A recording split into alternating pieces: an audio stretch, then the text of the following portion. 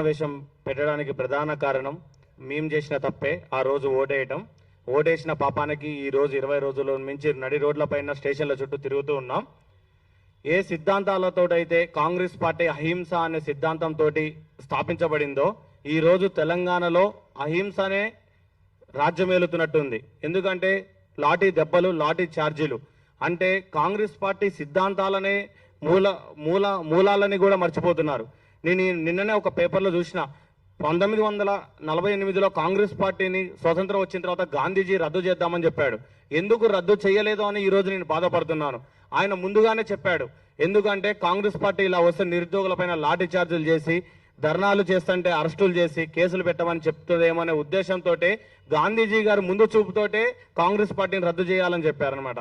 ఈ రోజు తెలంగాణలో ఇంకేం జరుగుతుందంటే 15 లక్షల మంది పోలీస్ అభ్యర్థులు ఆ రోజు మేమందరం కూడా ఇక్కడున్న స్టేజ్ మీద ఉన్న ప్రతి ఒక్కరు కూడా ఆ రోజు రేవంత్ రెడ్డి గారికి దేవుళ్ళలాగా కనపడ్డారు.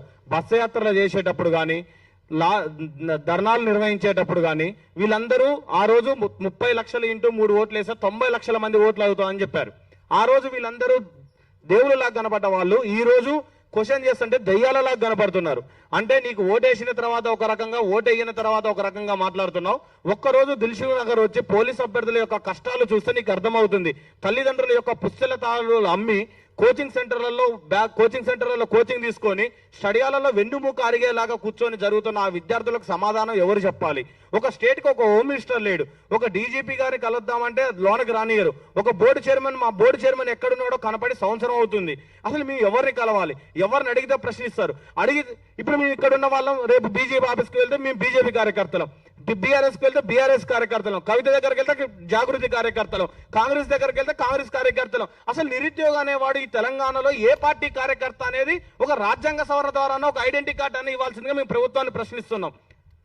5 సంవత్సరాల అధికారం గాంధీ భవన్లో పల్లి బఠానీలు అమ్ముకొని మా యొక్క రక్తాన్ని మీరు ధర్నాలు చేసినప్పుడు మేము కొబ్బరి బొండాలు మా రక్తం కరిగించి మీకు శావాలు కప్పితే ఈ రోజు మీకు అధికారం వచ్చిన తర్వాత మమ్మల్ని ఆ గాంధీ భవన్ మెట్లు కూడా ఎక్కనియట్లేదు. ఈ రోజు మీరు ఏసీ గదులలో అనుభవిస్తున్న అధికార మదం అనేది ఎవరు పెట్టిన భిక్ష అనేది మీరు ఆలోచించాలి. ఎవరితోటన్నా ఆడుకోండి. నిరుద్యోగుల శవాల మీద రాజకీయాలు చేసి అధికారం చంపించవచ్చు. ఏ అస్తిత్వం కోసం అయితే తెలంగాణ వచ్చిన తర్వాత నిరుద్యోగులు ధర్నాలు చేస్తున్నారంటే ఇంకేం చేయాలి, ఇంకేం తెచ్చుకోవాలి అంటే తెలంగాణని ఇప్పుడు దక్షిణ తెలంగాణ, ఉత్తర తెలంగాణ, హైదరాబాద్ అని 3 జోన్లు చేసి పారంగేశారు. ఏం చెప్పాలి? ఎవరికి సమాధానం చెప్పాలి? 5,000 పోస్టులు వేస్తా అంటున్నావు నువ్వు. 5,000 పోస్టులలో 9 రకాల కేటగిరీలు ఉంటాయి. Open category, EWC category, BCA, BCB, CDE, SC, ST అని కేటగిరీ ఉంటాయి. ఎంఎస్పీ కోట, సిపిపి కోట, స్పోర్ట్స్ కోట, ఎక్స్ సర్వీస్ కోట, హోంగార్డ్ కోట, ఎంఎస్పీ కోట, ఎన్సీసీ కోట అని ఇలా 14 రకాల కేటగిరీలకి నువ్వు సిటీ సరౌండింగ్స్ లో 3,000 పోస్టులు వేసి 29 జిల్లాలకి మాత్రం 2,000 పోస్టులు వేయడం ద్వారా ఇన్ని కేటగిరీలు, అందులో 33% మహిళలకు పోతే మిగిలిన 1,400 జాబులు నువ్వు కేటగిరీకి పంచితే అసలు నువ్వు రోస్టర్ మీద ఎల్బీ స్టేడియంలో నువ్వు నియామక పత్రాలు ఇస్తా అంటున్నావు కదా. మేము పోలీస్ అభ్యర్థులు అందరం కూడా ఎల్బీ స్టేడియంలో ఇస్తాం. నీకు గుండె ధైర్యం ఉంటే ఆ పోస్టులను నువ్వు మాకు పంచి చూపెట్టు. మా కేటగిరీకి ఒక్క పోస్ట్ వస్తుంది అని చూపెట్టు. తల్లిదండ్రులకు ఏం చెప్పాలి? నడు వంగేలాగా స్టడీ చైర్లో కూర్చొని చదువుతుంటే నువ్వు ఒక్క పోస్ట్ కూడా మా కులానికి రాకపోతే నీకేం చేయాలి? ఆ రోజేమో నీకు ఇదే బీసీ, ఎస్టీ పిల్లల తల్లిదండ్రుల కాళ్ళు మొక్కిన మేము నువ్వు 70,000 ఉద్యోగాలు, 60,000 ఉద్యోగాలు, 80,000 ఉద్యోగాలని వేలం పాట పాడుతున్నట్టు పాడుతుంటే మేము ఎవరిని అడగాలి? ఇచ్చిన వినతి పత్రాలు చిత్తు కాగితం లాగా చెత్త బుట్టలోకి వెళ్తుంటే మా యొక్క సమస్య పరిష్కార మార్గం ఎక్కడ దొరకాలి? ఎవరిని అడిగితే సమస్య పరిష్కార మార్గం దొరుకుతుంది? అర్ధాకలితోటి ఉంటున్నాం కదా. మేము గ్రామీణ ప్రాంతాల్లో వచ్చిన నీకు సిటీలో ఒక్క ఓటు రాలే. వచ్చిన మహబూబ్ నగర్, నల్లగొండ, ఖమ్మం, వరంగల్ జిల్లాలలో 48 సీట్లు వచ్చి నీకు అధికారంలోకి రావడానికి వచ్చిన మేము గంపెడు ఆశలతోటి ఇంటి దగ్గర నుంచి బియ్యం మూటలు ఎత్తుకొని రూములకు వచ్చి స్టడియాలలో ఇక్కడ రూములు తీసుకొని ఉంటుంటే నువ్వు ధర్నా చేస్తున్నావు అని చెప్పి మమ్మల్ని అర్ధాకలితోటి స్టేషన్లలో పెట్టి ఉదయం 6 గంటల వరకు అన్నం పెట్టకుండా రూములలో తోలి మేము అరెస్ట్ అయిన వీడియోలు నువ్వు ఇంటి దగ్గర తల్లిదండ్రులు చూసి గుండెలు పగులుతుంటే దానికి సమాధానం ఎవరు చెప్పాలి? ఓటేసిన పాపానికి మమ్మల్ని కన్న తండ్రుల యొక్క కడుపు కోతను నువ్వు మిగిల్చడానికి చేస్తున్నావా ఈ ప్రయత్నం? ఏ పాపం చేశామని మేము స్టేషన్ల చుట్టూ చిప్పించే ప్రయత్నం చేస్తున్నాం? దయచేసి జీవో నెంబర్ 46 రద్దు చేయాలి. అలాగే 15,000 పోస్టులు పైగానే నోటిఫికేషన్ ఇవ్వాలి. అలాగే ఏజ్ రిలాక్సేషన్ 36 సంవత్సరాలు ఇవ్వాలి. ముందుగా బోర్డు చైర్మన్ తొలగించండి అయ్యా. స్టేట్కి ఎవరినో ఒక హోమ్ మినిస్టర్ పెట్టండి. మా మిత్రుడు అన్నట్టు ఎవరో ఒకరితో చర్చలు మాట్లాడండి. మాకు ఎక్కడి నుంచి వస్తాయి డబ్బులు? హాస్టల్ ఫీజులు కట్టుకోవడానికే డబ్బులు.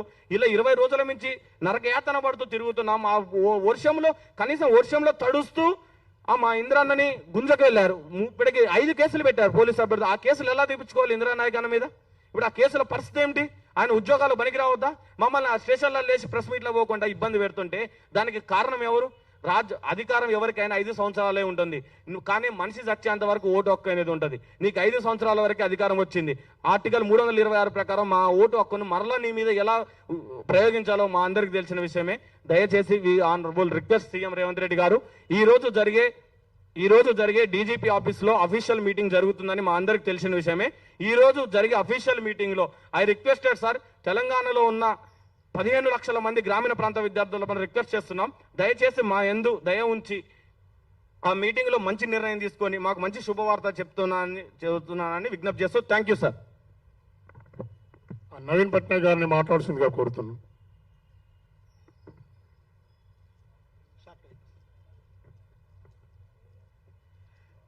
ఇంత మంచి వేదికను ఏర్పాటు చేసినటువంటి డిఎస్ఎఫ్ఐ జాతీయ అధ్యక్షులు డాక్టర్ వివేక్ సార్ గారికి, మరియు నాతోటి పోలీస్ జేఏసీ నేతలందరికీ, అలాగే ప్రింట్ మీడియా మరియు ఎలక్ట్రానిక్ మీడియా మిత్రులందరికీ కూడా నా ప్రత్యేక కృతజ్ఞతలు. సార్, నాది జయశంకర్ భూపాలపల్లి జిల్లా, నా పేరు నవీన్ పట్నాయక్. కానీ జయశంకర్ భూపాలపల్లి జిల్లాలో పుట్టినందుకు నాకు ఇవాళ ఉద్యోగం కోల్పోయినా.